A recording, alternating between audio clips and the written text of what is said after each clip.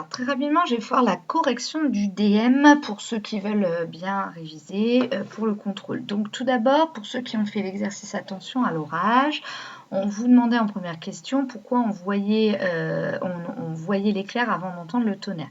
Donc tout simplement, la lumière va beaucoup plus vite que le son. Vous verrez l'année prochaine qu'elle va à 300 000 km par seconde, donc 300 millions de mètres par seconde. Et c'est pour ça qu'on va considérer la lumière à l'échelle humaine comme immédiate, alors que le son, vous avez bien vu avec le tuyau qu'il y a quand même un décalage, même juste avec 100 mètres. Très bien. Ensuite, on vous demandait de faire la chaîne de propagation du signal pour le tonnerre. Donc le tonnerre, on le mettait dans la case de départ, c'est l'émetteur. Signal sonore, l'oreille des enfants, et le milieu de propagation, c'est l'air. Ensuite, on vous demandait de calculer la vitesse du son. Donc, certains élèves ont directement mis la réponse puisqu'effectivement, nous l'avons appris dans le cours, mais à partir du moment où vous avez des données dans l'énoncé, il faut la calculer. Donc, comme d'habitude, on écrit sa formule. Cette fois-ci, nous n'avions pas à la faire tourner. Et les valeurs de l'énoncé, attention à bien prendre les valeurs précises, donc 3000 mètres et 9 secondes. Donc, 3000 divisé par 9, on obtenait 333.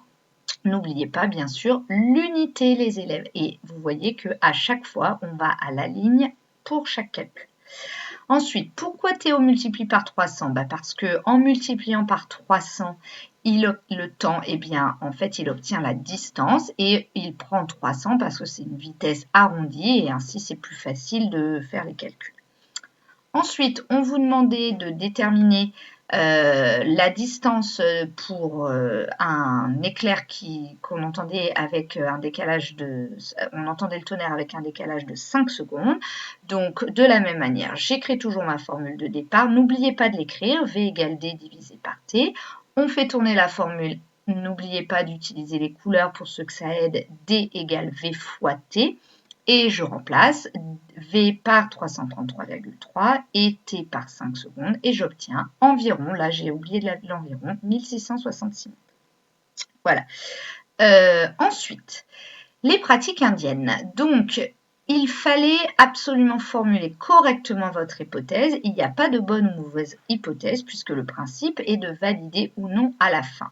Donc moi, l'hypothèse que j'aurais mise, c'est en fait pourquoi les Indiens mettaient l'oreille sur le rail. Tout simplement parce que, d'après moi, on entend plus rapidement dans un rail que dans l'air. Ensuite, on vous demandait la chaîne de propagation. Comme d'habitude, l'émetteur, c'était le train, plus précisément les roues du train sur le rail, le signal sonore qui arrive dans les oreilles des Indiens. Et là, le milieu de propagation était bien sûr la matière des rails, c'est-à-dire l'acier. On vous demandait la vitesse, V égale D divisé par T. Et là, il y avait un piège ici. La distance était en kilomètres. Donc, il ne fallait pas oublier de la transformer en mètres. Attention, mètres et le temps en secondes. Et on obtenait 5714 mètres par seconde. Et on vous demandait de la comparer à celle dans l'air. Donc, vous voyez que 5714, c'est largement supérieur à 333. Quand c'est largement, on met deux signes supérieurs comme ceci. Je voulais vous préciser, souvent les élèves oublient de comparer en donnant des valeurs. Donc, quand on vous dit de comparer, donnez les valeurs que vous avez dans l'énoncé ou que vous connaissez.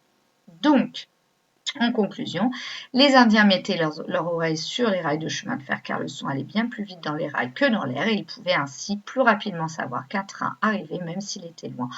En plus, c'est vrai que dans un rail, le son va avancer que dans le rail, il ne va pas se disperser comme il le fait dans l'air.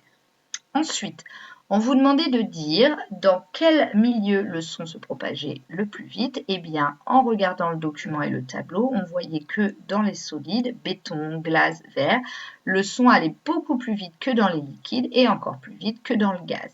Et ça, c'est logique parce qu'en fait, un son se propage grâce aux vibrations des molécules et de proche en proche, qui vibrent de proche en proche. Donc, comme dans un gaz, les particules sont beaucoup plus éloignées que dans un liquide, et dans un liquide, c'est un petit peu désordonné, alors que dans un solide, c'est très ordonné, eh bien, la vibration va se propager beaucoup plus vite.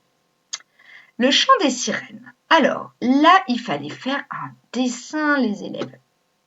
Tout d'abord, Martin était sur le bateau, Mathéo était sous l'eau, et la sirène 2 était sous l'eau, la sirène 1 était sur l'île. D'accord ? Donc, vous voyez que de là à là, il y a la même distance ici et ici. OK ? Mais on ne connaît ni l'une ni l'autre. Ensuite, la vitesse dans l'eau, on ne vous la donnait pas, c'était à vous d'ailleurs de la trouver. Et puis, la vitesse dans l'air, par contre, on la connaît. Donc, nous, on a appris dans le cours que c'était 340 mètres par seconde. Et le temps, on vous donnait celui dans l'air 10 secondes, celui dans l'eau 2,2 secondes. D'accord ? Et maintenant, eh bien, on vous demandait de dire pourquoi Mathéo entendait plus vite le chant des sirènes. Eh bien, tout simplement parce que le son se propage plus vite dans l'eau, l'eau étant un liquide, alors que dans l'air, c'est un gaz, donc les molécules sont plus éloignées. Et là, en fait, vous ne pouviez pas tout de suite calculer la vitesse de l'eau parce que vous voyez que vous aviez deux informations manquantes, et la distance et la vitesse. Par contre, si on regarde dans l'air, on a la vitesse dans l'air, on a le temps dans l'air, donc on pouvait calculer la distance ici, et en l'ayant calculé, comme c'est la même distance bien entendu sous l'eau, eh bien on pouvait remplacer ici, et à ce moment-là, on avait l'information D et T dans l'eau, et on en déduisait la vitesse. Donc c'est ce que j'ai fait. Première étape, c'est très important quand vous avez plusieurs étapes d'indiquer, de faire un petit peu comme des titres de ce que vous recherchez. Je calcule la distance D qui est la même dans l'eau et dans l'air. Donc V égale D divisé par T, D égale V fois T et je remplace 340 pour la vitesse et le temps 10 secondes, j'obtenais 3400 mètres. D'accord ? Et la deuxième étape, je calcule la vitesse du son dans l'eau. V égale D divisé par T. Et là, je ne me trompe pas, je prends bien la distance que j'ai calculée, mais par contre, le temps dans l'eau, vous êtes d'accord que c'est 2,2 secondes. Donc, je prends 2,2 secondes et j'obtenais à peu près 1545 mètres par seconde. Vous pouviez vérifier à peu près votre résultat, parce qu'il y avait un tableau dans l'exercice au-dessus, où il y avait la vitesse de l'eau, dans l'eau.